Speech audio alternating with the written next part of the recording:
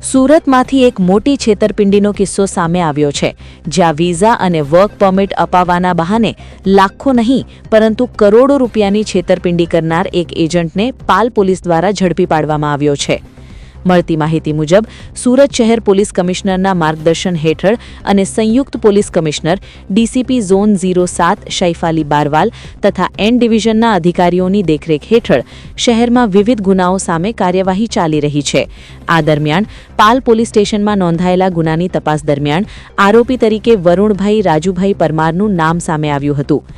આરોપીએ ફિનલેન્ડના work permit visa તેમજ કેનેડાના સ્ટેમ્પ વિઝા અપાવવાના બહાને કુલ 13 ક્લાયન્ટ પાસેથી આશરે ₹2 કરોડ 13 લાખ જેટલી રકમ વસૂલ કરી હતી, પરંતુ આરોપીએ કોઈને વિદેશ મોકલ્યા વગર પોતાનો આર્થિક લાભ લઈ તમામ સાથે છેતરપિંડી કરી હતી।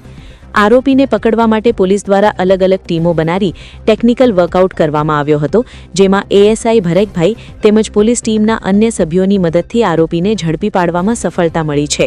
હાલ પોલીસે આરોપીને કાયદેસરની કાર્યવાહી હેઠળ લઈને રિમાન્ડ મેળવવાની તજવીજ હાથ ધરી છે।